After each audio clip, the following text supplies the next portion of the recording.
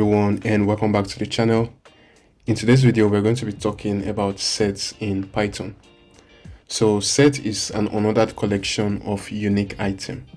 All right, these two are the main characteristics of sets. All right, they are unordered, which means they are not arranged, and they are unique. All right, so these are the two main characteristics of sets in Python. So it does not matter how many elements we put in the set, we only get one because everything must be unique. And then the output of the set may not be arranged the way you created it. So let us see some examples. All right, so I'll create a set. I'll call it set1. Should be equal to this. So this is the syntax for sets. Say 1, 2, 3, 4. All right, and we can print that as 1. So we have the set 1, 2, 3, 4. All right, so we can also create a set from a string, right? So I can say characters should be equal to a set, and I'll use the constructor. All right, so set of hello. And now when I print characters, so you get HELO. First of all, it is unordered, as we said, so they are not arranged the way you would expect it. Then secondly, it prints out only unique items. So even though we have two L's in the word hello, it prints out only one. So sets are unordered and they are unique. So you see, after running it again, it reorders it. When you run it another time, it still reorders it again. So we can also create a set from a list, right? So let's say we have a list of numbers, right? So I say nums should be equal to 5, 6, 7, 8. All right, so let's even create some duplicates. I want another 5, then maybe another 7. So then we go ahead. Let's print out the nums so you can see the list printed out. So when we do nums, of course we get the entire list. All right, but now we can put these nums inside a set. So I'll say set2 should be equal to nums. All right, so now when we print set2,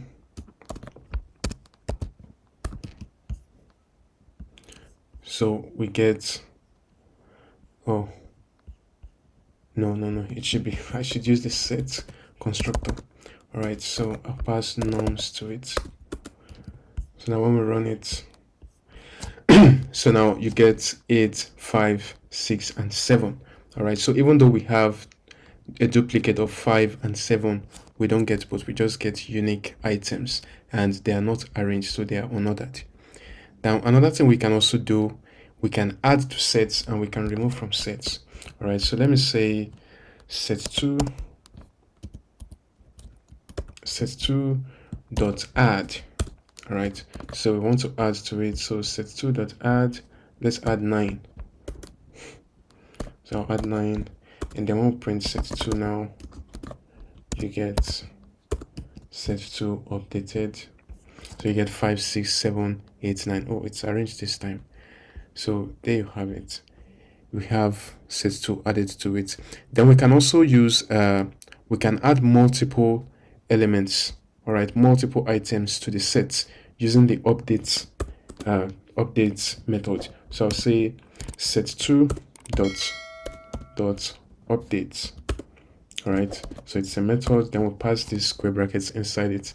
Then using it, we can say 10, 11, 12. So you see, we can add multiple items into it. So now when I do set print set2, so you see our set now contains 5, 6, 7, 8, 9, 10, 11, 12. Right, so we can also use another method to remove from it. So set2 dot remove. All right, so it removes an existing element. All right, so I'll do, let's say we want to remove let's say I want to remove 9. All right, so when we go ahead now and print set2, you see that 9 is now missing.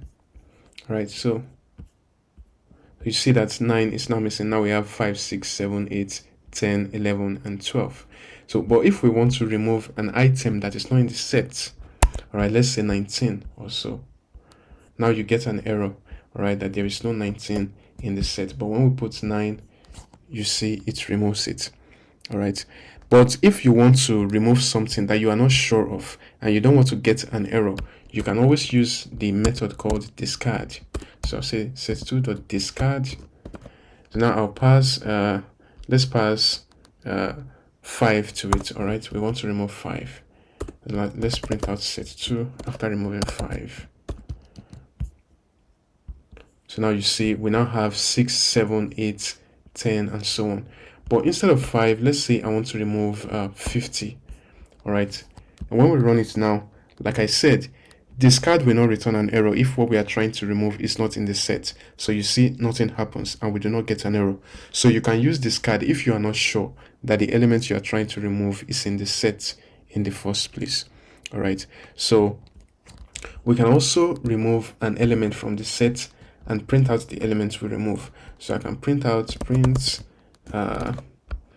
set, let's say set2 dot pop.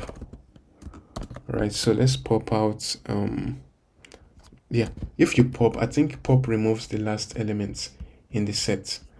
All right, okay, it prints out the item that was removed. Okay, so now you can also remove everything from the set. So I can say set2 dot clear. All right, so it's a method and we invoke it. And now when we print out set2, so I'll do set2. So you see, we now have an empty set. So set2 has been cleared totally. Now we can also perform all these operations that are normally performed on sets in maths. All right, and to do that, let's create a whole new set, or let me leave this one behind so that in case you need it. All right, so I'll create 2 sets entirely. All right, I'll create a set of fruits and a set of names. So I'll say fruits should be equal to set of apple, then mango, then orange. Then we create another set of names. All right, so I'll say a set of names. Then we have Sam and John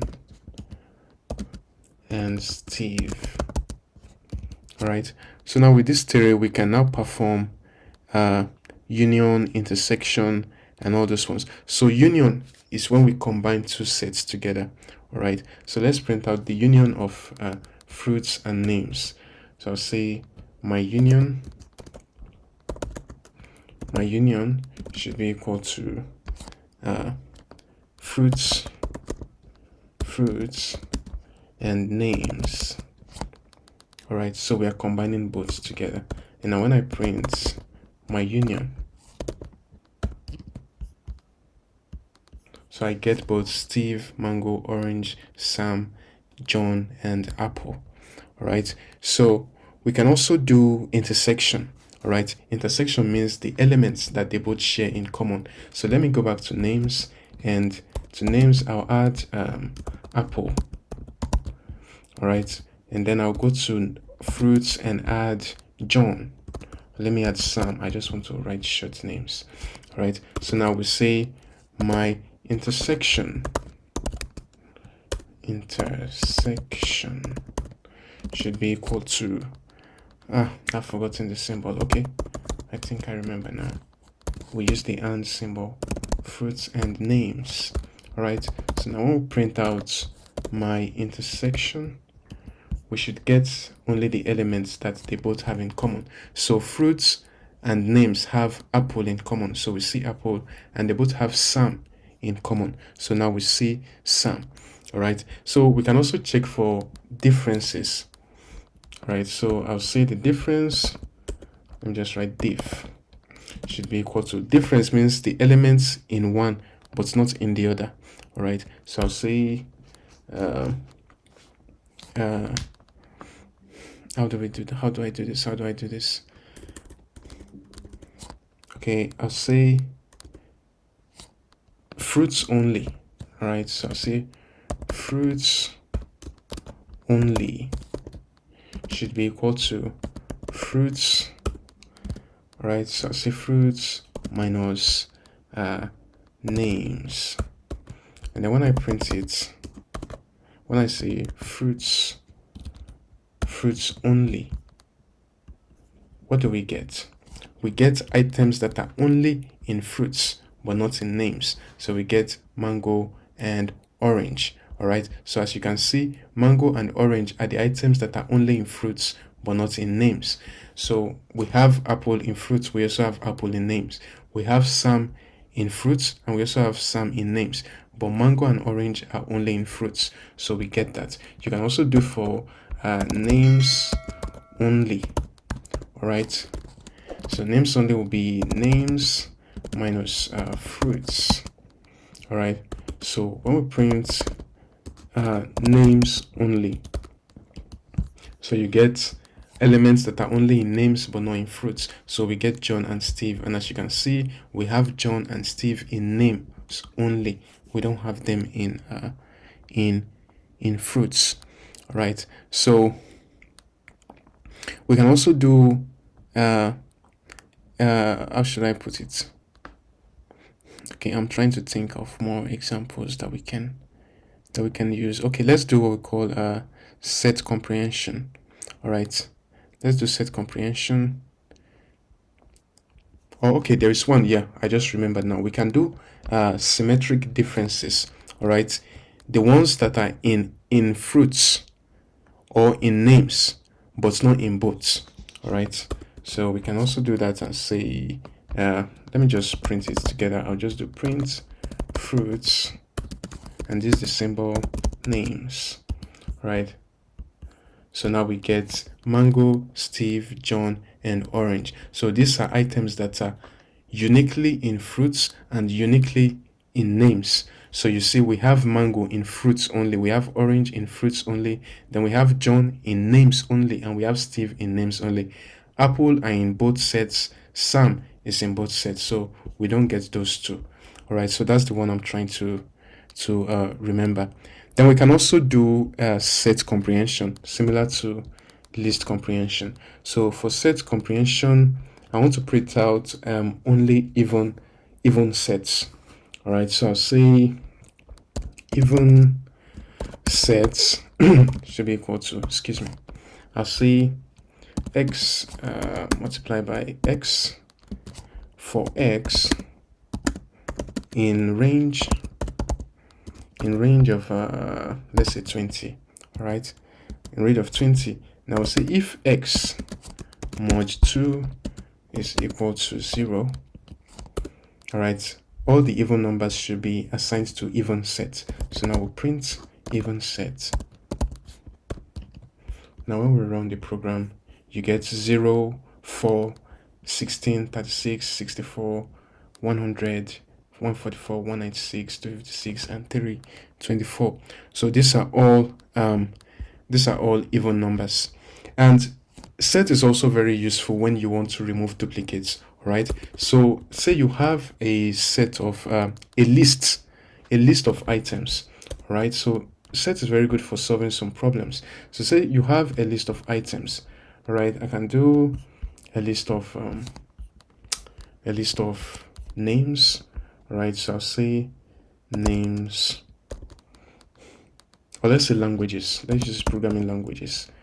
So I'll say languages should be equal to a list of I'll put my favorite language first, C++, then we'll say Python, and let me do C++ again, and then I'll say Java, and I'll say Rust, and Zig, and Rust again. All right, so now you can see we have a list of programming languages and we have some duplicates in this list. In fact, let's add more duplicates. All right, so I'll do so I'll say Zig, All right, so now when you go ahead and print the list, you have languages, right? So when we run it now, you get C++, Python, C++, Zig, Java, Rust, Zig, and Rust again. So we can now use a list, all right, to extract these languages and make them unique. So we don't want repetition. So I'll say we want unique items, all right? The unique ones should be equal to a list of sets, all right? And then we'll pass the languages to it. So say languages, and now we can now print out unique. All right, I should call it unique languages. But so as you can see, what we are getting now is not a set. All right, if I do like this and I simply convert it to a set, then we are getting a set, which of course will be unique items.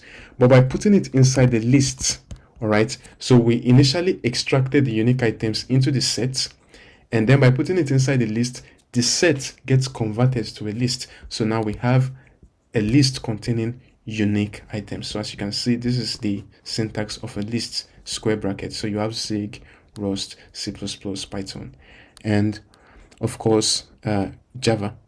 So there are many things we can do, and we can do, let's solve one more problem before we go ahead and end this video, because I've already given enough examples on sets. So we can also see we have a number, right? So we say data should be equal to let's say 81, right? Data should be equal to a list of scores. Okay, let me call it scores, not data. So say scores should be equal to a list of scores, which is 81, 74, 81 again, 82, 81, 84, 82, 85, 81. So you see we have duplicates. All right, so we want to create two sets. I'll say sets that we've seen, of items that we've seen. So I'll say it should be equal to a set. All right, and we also want to check for the duplicates. All right, so duplicates should be equal to sets. All right, so we now use a loop.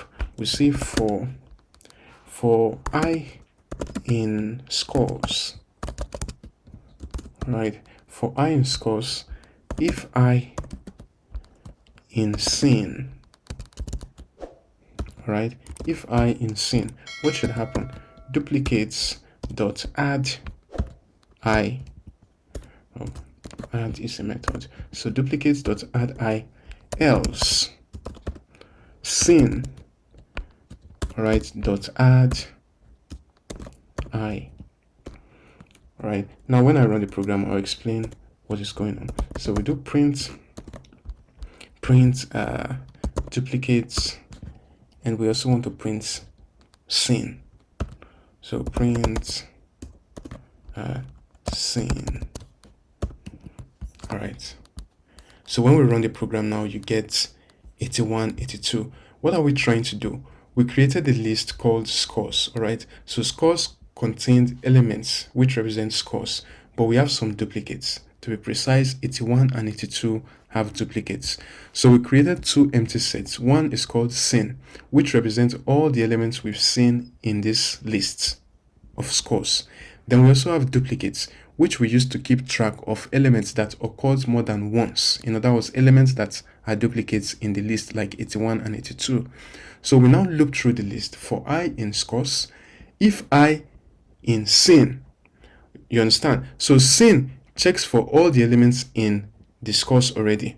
So if at any point you find an element that is already inside scene, then you know that that element has a duplicate. So add it to duplicates, else add it to scene. So after going through the entire elements, only two elements have duplicates, which are 81 and 82. So we have duplicates and we have scene. Let me add a little bit of detail here. I'll say duplicates. Let me just remove this and use an F string. Right, I like F strings. So say duplicates duplicates are duplicates. All right, and we can say scene elements in the list are seen. All right, so I need to make it an F string, and of course when we run it now, you see duplicates are 81 and 82. Elements in the list are 74, 81, 82, 84, and 85. So there is also another type of sets called frozen sets. So frozen sets are sets that are immutable, which means they cannot change. We cannot change them. So when you create a frozen set, we can say x should be equal to frozen sets. All right, frozen sets, and I'll just say 1,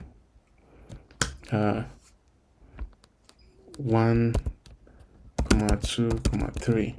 All right, and when I print x, of course, we get 1, 2, 3. Oh, sorry. We should put it inside square brackets. We should put it inside square brackets. Siri, I'm not talking to you. So now, when we run this, you should get frozen sets. All right. And when you go ahead and try to add to it, we can do x dot. And you see, we can't find any of those methods. That's because frozen sets are immutable, which means they cannot change. So in the future, I'm going to make a video and talk about mutability and immutability in Python because it's a very important concept. But for sets, that's all for this video. And if you find this video helpful, please make sure to hit the like button and subscribe to the channel. This is a new channel and all of those actions help me a lot. Thanks for watching and I'll see you in the next one. Bye for now.